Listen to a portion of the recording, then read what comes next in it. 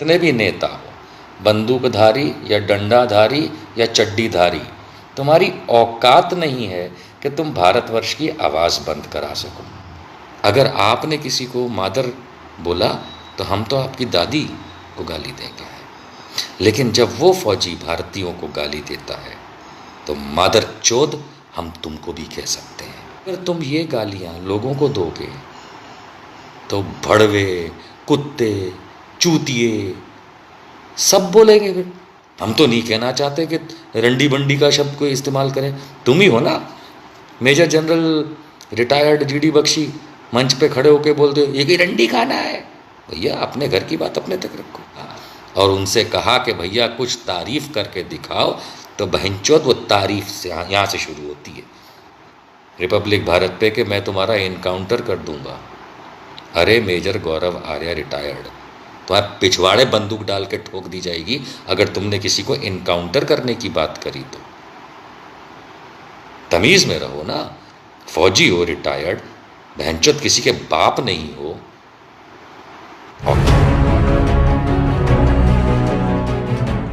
इस इंटरैक्शन के माध्यम से मैं भारतीय जनता पार्टी के मीडिया डिपार्टमेंट और अमित शाह और नरेंद्र मोदी तक एक बात पहुंचा दूं। भारत की आवाज़ बंद करने की तुम्हारी औकात नहीं है। भारतीय जनता पार्टी, नरेंद्र मोदी, अमित शाह और जितने भी प्रवक्ता हो तुम लोग, जितने भी नेता हो, बंदूकधारी या डंडाधारी या चड्डीधारी, तुम्हारी औकात नहीं है कि तुम भारतवर्ष की आवाज़ बंद करा सको। भारतवर्ष समझ चुका है कि तुम लोग नालायक हो, तथ्य विहीन हो, गवर्नेंस में ज़ीरो हो।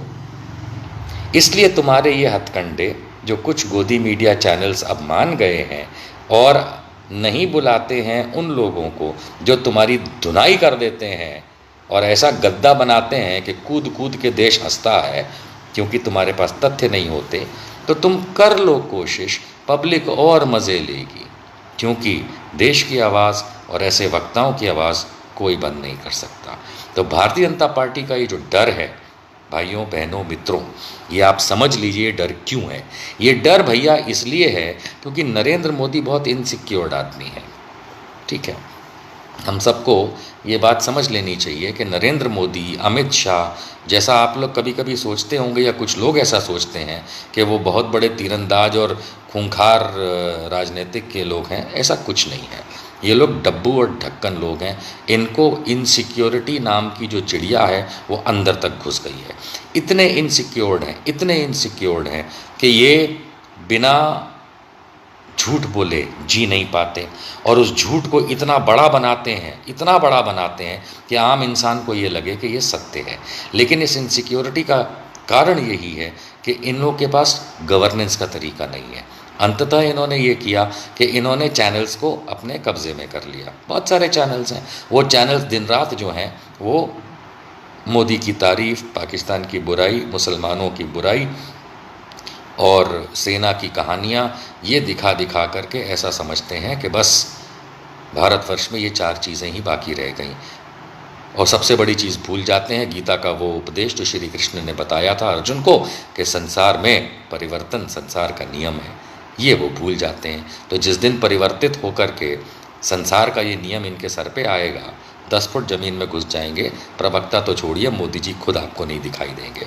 उदाहरण दिया था मैंने पहले भी, आज फिर बता देता हूँ कि 2004 में जिस तरीके से भारतीय जनता पार्टी के लिए भारत ने उनका परिवर्तन कर डाला था और अटल बिहारी वाजपेयी की सरकार को उठा के बाहर फेंक दिया था वो दिन, और उसके बाद सीधा अटल बिहारी वाजपेयी कलश में दिखाई दिए थे। भगवान उनकी आत्मा को शांति दे। लेकिन एक बहुत बड़ी बात बता दो कि ये जो प्रवक्ता लोग हैं, ये जितना भी बोलते हैं टेलीविज़न पे भारतीय जनता पार्टी के या उनके एनडीए के, ये झूठ बोलते हैं। इनकी बात जो बोलेंगे वो झूठ होगी, ये आप मान के चलिएगा। दूसरी बात कि जितने भी ये गोदी मीडिया के चैनल्स हैं, ये गोदी मीडिया के जो चैनल्स हैं, ये इनका काम है कि किसी तरीके से मोदी चाटुकारिता में सच ना बताया जाए।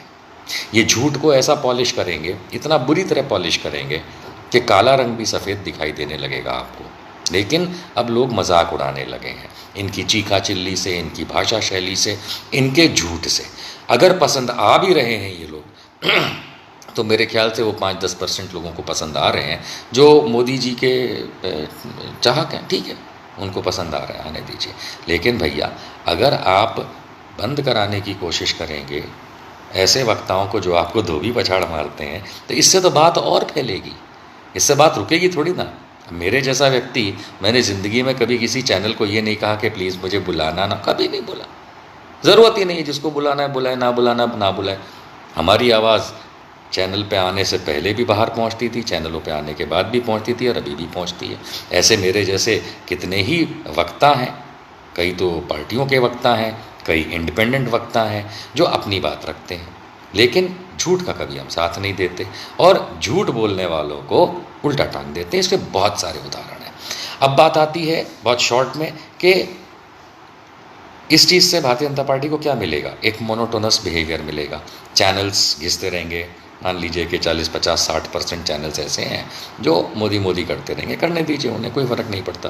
क्योंकि जब नीचे ग्राउंड पे लोकल लोग जब भूखे होंगे, खाना नहीं होगा, पैसे नहीं होंगे, नौकरी नहीं होगी, तब कोई भी चैनल वाला तो उनको नहीं खिलाता। इसीलिए आप देखिए कि देश के कई हिस्सों में कई चैनल वाले जब पहुंचते हैं कवरेज करने के लिए तो उनकी पिटाई होती है, जो कि गलत बात है, पिटाई कोई करनी नहीं चाहिए। लेकिन वो पिटाई इसीलिए होती है कि वो न भारत से बड़े हैं, न देश से बड़े हैं, न संविधान से बड़े हैं, और ना मोदी से बड़े हैं, और ना ही जनता से बड़े हैं। तो ये बात मेरे ख्याल से धीरे से इनके समझ में आएगी, और जब तक समझ में आएगी इनका नंबर पूरा हो जाएगा। और ये परिवर्तन संसार का नियम है, आज ये ऊपर हैं, कल कोई और ऊपर होगा। लेकिन एक चीज़ और आप लोगों ने नोटिस की होगी, और ये मैं आप लोगों को आज इस इंटरेक्शन के माध्यम से बताना चाहता हूँ कि मैं कई सालों से टेलीविज़न पे आता रहा हूँ, कई सालों से, और मैं खुद जाना जाता हूँ कठोर भाषा के लिए, कठोर कटाक्ष के लिए, लेफ़्ट राइट लेने के लिए, ज़रूरत पड़े तो ज़ोर से आवाज़ ताकि दूसरों से ज़्यादा बेहतर हो वो निकालने के लिए, तथ्य रखने के लिए, और लोगों को लाइन पे लाने के लिए मैं जाना चाहता हूँ। ऐसे मेरे जैसे मुझसे भी महान महान वक्ता हैं, लेकिन मैं ज़रूर जाना चाहता हूँ। एक चीज़ जो मैं नहीं करता वो मुंह पे गाली देना, क्योंकि गाली देने का काम और किसी को पकड़ के निचोड़ देने का काम में थोड़ा फ़र्क होता है। मैंने हज़ारों डिबेट्स किए हैं, ये मेरा पर्सनल एक्सपीरियंस मैं आपको बता रहा हूँ। मैंने हज़ारों डिबेट्स किए होंगे टेलीविज़न पे, कोई गिनती नहीं है, हज़ारों, कई सालों में। हर लगभग चैनल पे, माइनस कुछ 1-2-4 चैनल होंगे जिस पे मैं नहीं जाता हूँ, लेकिन लगभग हर नेशनल मीडिया, हिंदी, इंग्लिश पे मैंने हज़ारों डिबेट्स किए हैं कई सालों में। दोस्तों, जब हम हॉट डिबेट करते हैं, जब हम किसी मुद्दे पे जब गर्म जोशी में जब डिबेट करते हैं, तो उसके अंदर बहुत सारी बातें ऐसी की जाती हैं जिसको आप ये मान के चलिए कि एक तरीके का गन शॉट माना जाए।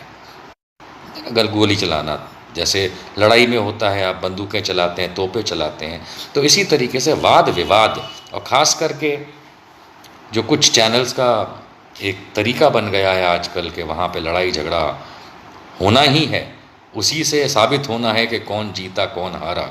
अंत में चाहे अर्नब कुछ भी बोल दे, लेकिन वो तो मीडिया में जब चलता है डिबेट तब दिख जाता है।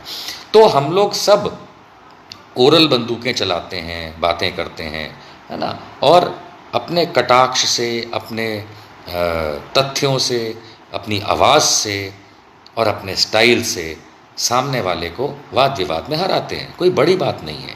लेकिन एक नया ट्रेंड हमने देखा है, मैंने खुद ने एक्सपीरियंस किया है, देखा है कि पिछले कुछ समय में, मैं समय सीमा नहीं बताऊंगा, 1-2 साल जो भी कह लीजिए आप, पिछले कुछ समय में भारत का मीडिया जो है, टेलीविज़न मीडिया, इसमें ज़्यादातर जो गोदी मीडिया है, उन्होंने एक प्रोसीजर अपनाया है कि वो फौजी रिटायर्ड जो होते हैं उनको टेलीविज़न पैनल्स पे लाते हैं, बिठाते हैं, और पॉलिटिकल पार्टीज़ के साथ या दूसरे जो आम वक्ता होते हैं जैसे मैं हूँ, हमारे साथ उनको टॉपिक्स पे भिड़वाया जाता है।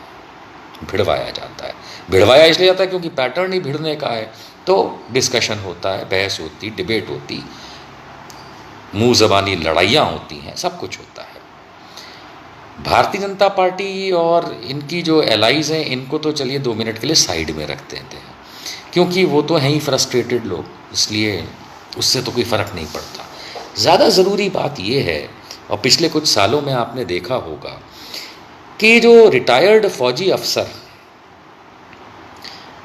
बिठाए जाते हैं पैनल पे, तो हम क्योंकि वर्दी की इज़्ज़त करते हैं, करते आए हैं, करते रहेंगे, तो हम इनसे भिड़ते नहीं हैं। हम तथ्य पेश करते हैं और ये लोग गाली गलौज करने लगते हैं, चीखा चिल्ली करने लगते हैं और ऐसे कोशिश करते हैं कि जस्ट बिकॉज़ ये रिटायर्ड सीनियर अफसर रहे हैं फ़ौज में, या सीनियर नहीं तो मिडिल ऑर्डर के अफसर रहे हैं, तो ये हम पे चिल्ला करके हमें चुप करा दें। क्योंकि इन फ़ौजियों की 2 खासियतें हैं, रिटायर्ड फ़ौजी जो हैं, जो पैनल पे आते हैं, इनकी 2 खासियतें हैं। पहली खासियत तो ये है कि विपक्षी दलों को ये इस तरीके से ट्रीट करते हैं, ज़्यादातर रिटायर्ड फ़ौजी, क्योंकि जब ज़्यादातर रिटायर्ड फ़ौजी कह रहा हूँ तो ये बीजेपी वाले फ़ौजी हैं या बीजेपी इंक्लाइंड फ़ौजी हैं। ये सबसे पहले तो विपक्ष को देशद्रोही साबित करने पे तुल जाते हैं। ये पिछले प्रधानमंत्रियों को और मंत्रियों को देशद्रोही या कमज़ोर साबित करने लगते हैं। ये भूल जाते हैं कि इन लोगों ने खुद उनके नीचे नौकरियां की थी।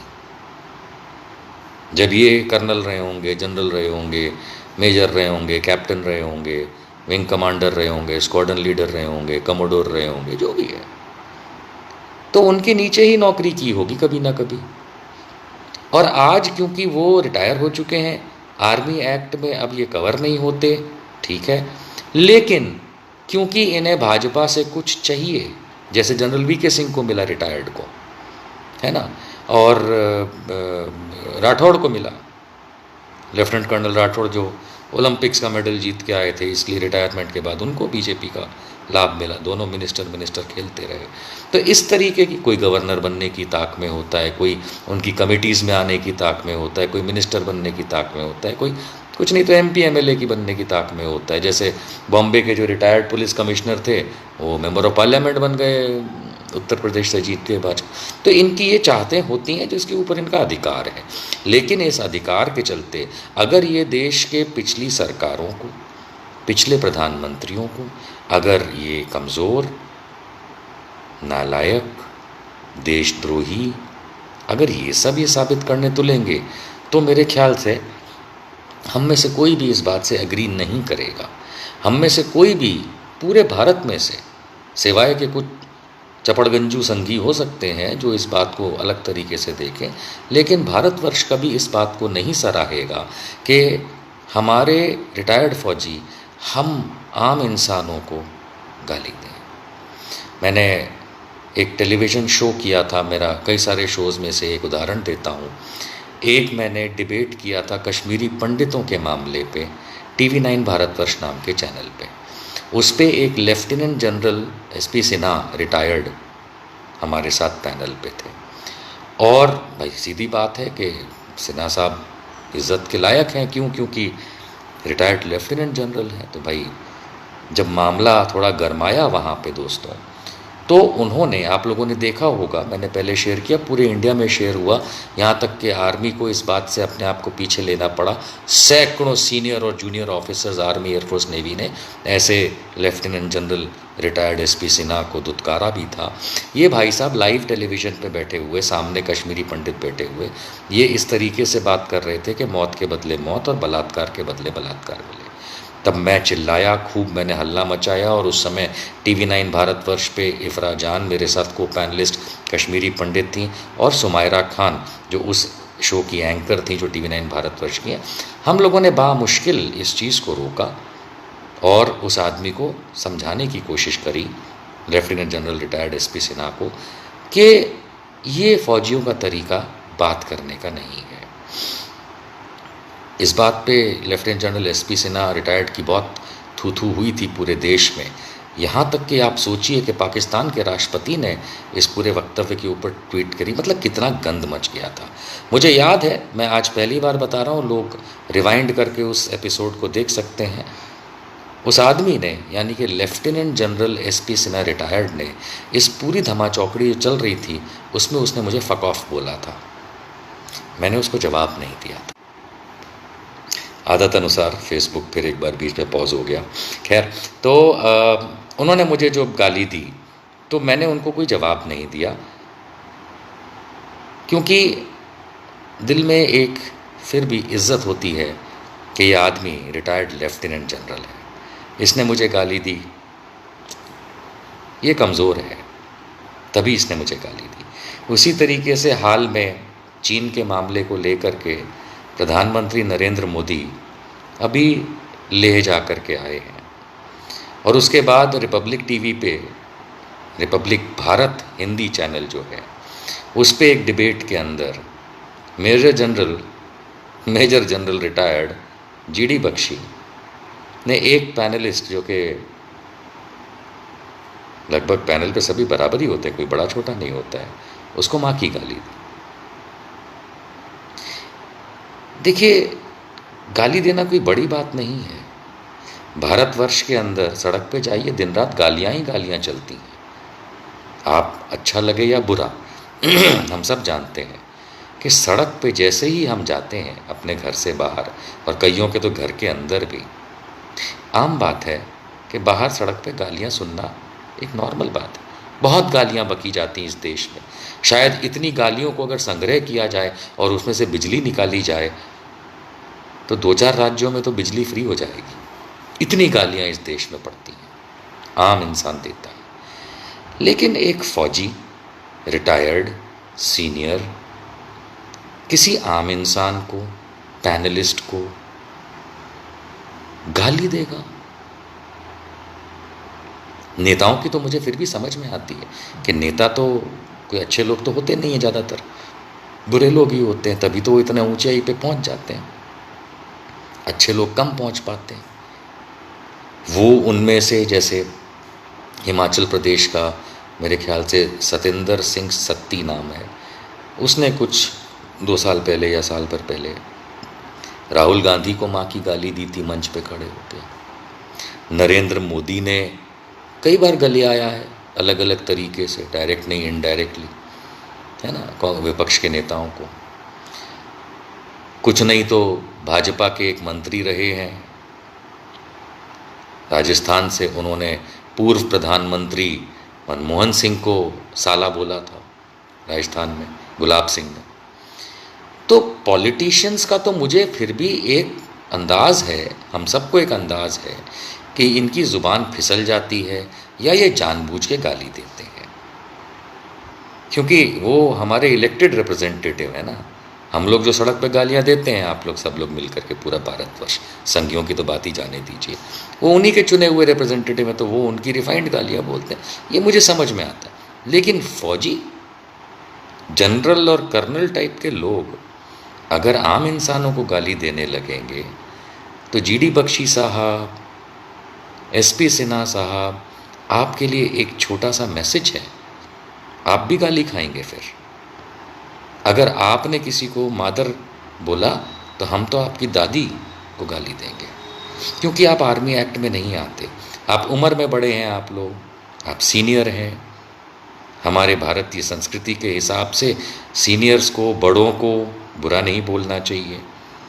हमारी एक स्वतः सेंस है कि हम फौजियों के बारे में कभी बुरा नहीं बोलते, क्योंकि हम उस वर्दी की, उनकी सर्विस की, उनके बलिदान की हम इज्जत करते हैं। ये हमारा फ़र्ज़ नहीं, ये हमारी रूह में से निकलता है। लेकिन जब वो फौजी भारतीयों को गाली देता है तो मादर चोद हम तुमको भी कह सकते हैं, इतना तो याद रखो। क्यों गाली खाने के लिए, क्यों इस तरीके का उंगली करते हो? बख्शी हुआ, एसपी सिन्हा हुआ, क्यों उंगली करते हो? मतलब बहनचोद, मादरचोद, ये गाली जो है ये आम सड़क पे दी जाती है, अच्छी बात नहीं है, पर टेलीविज़न पे बैठ करके पूरे देश के सामने बड़े बड़े चैनल्स पे अगर तुम ये गालियाँ लोगों को दोगे तो भड़वे, कुत्ते, चूतिए सब बोलेंगे। फिर आप क्या करोगे? कोई नहीं बोलना चाहता। हम तो नहीं कहना चाहते कि रंडी बंडी का शब्द कोई इस्तेमाल करें। तुम ही हो ना major general retired GD Bakshi, मंच पे खड़े होके बोलते हो ये कि रंडी खाना है। भैया अपने घर की बात अपने तक रखो, मंच पे आके क्यों ऐसी बातें करते हो? अच्छा लगता है क्या? और अगर सटक गई है तुम्हारी दिमाग तो फिर भैया इलाज कराओ। लेकिन सभी फौजियों से जो रिटायर्ड है उनसे हाथ जोड़ के विनती कि आप टेलीविज़न पे आएँ, आपका अधिकार है साहब। आप आकर के किसी के बारे में कुछ भी कटाक्ष कहना चाहें, अधिकार है। आप किसी को बेइज्जत करना चाहें, तथ्य अगर हो तो ज़रूर करें, लेकिन इस तरीके की गालियां देना, इस तरीके से आम भारतीयों को गालियां देना, आपके जैसे रिटायर्ड जनरल कर्नल को शोभा नहीं देता। क्योंकि ये भारतवर्ष है, जो बोओगे वो पाओगे। गाली दोगे जानते ना हो। भैया मोदी जी बनारस से हैं, इलेक्टेड प्रधानमंत्री, इलेक्ट हुए मेंबर ऑफ पार्लियामेंट बनारस से। बनारसी को अगर मैंने किसी को यहाँ अगर ऑनलाइन ले लिया, इस समय जोड़ लिया और उनसे कहा कि भैया कुछ तारीफ़ करके दिखाओ, तो बहनचोद वो तारीफ़ से यहाँ से शुरू होती है। बनारसी भाषा अच्छा नहीं लगेगा अगर जीडी बख्शी साहब के लिए कोई गलत भाषा बोली जाए। लेकिन जीडी बख्शी साहब retired lieutenant general SP Sinha साहब, आप लोगों को अपनी ज़ुबान या तो लगाम दे देनी चाहिए या बंद रखनी चाहिए, बंद रखनी चाहिए। मेजर गौरव आर्या की तरह मत बनो, जिसका तो पता ही नहीं है सर पैर के वो है कौन। वो हमारे एक को पैनलिस्ट को बोलता है, पैनल पे बोलता है लाइव में रिपब्लिक भारत पे कि मैं तुम्हारा इनकाउंटर कर दूंगा। अरे मेजर गौरव आर्या रिटायर्ड, तुम्हारे पिछवाड़े बंदूक डाल के ठोक दी जाएगी अगर तुमने किसी को इनकाउंटर करने की बात करी तो।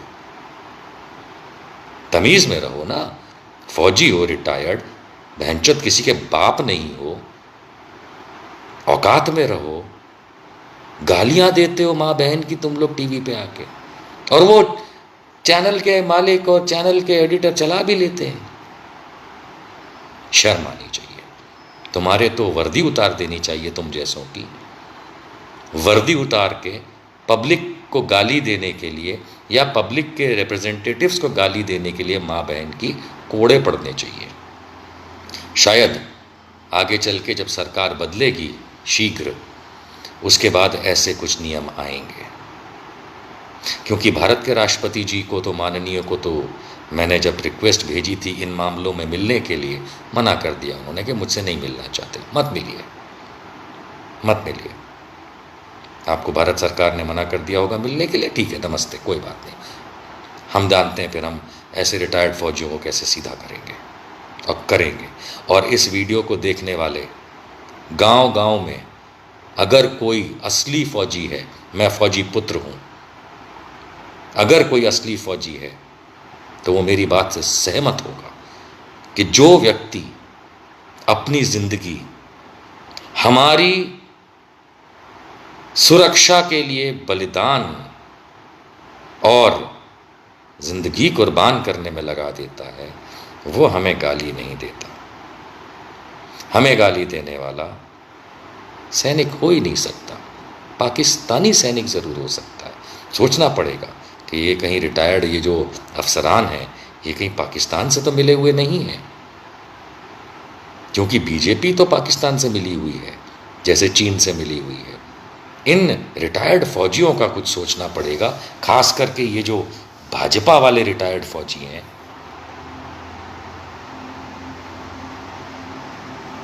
गाली मत देना किसी को। बख्शी साहब, सिन्हा साहब, आर्या साहब, जितने भी आप साहब लोग हो, आप लोगों से प्रेम पूर्वक इज्जत के साथ रिक्वेस्ट है कि टीवी पैनल पे या किसी मंच पे किसी भी पैनलिस्ट को, किसी भी नेता को, किसी भी पार्टी को, किसी भी स्वर्गीय नेता को, किसी भी भारतीय को माँ बहन की गाली मत देना। मादर चोद बहन चोद तो सड़क पे सारा दिन चलता है। इज्जत रख लो, इज्जत मिलेगी, नहीं तो साहब सीधा करना हमको बहुत आराम से आता है। जय हिंद, जय भारत, नो गाली, ओनली प्रेम।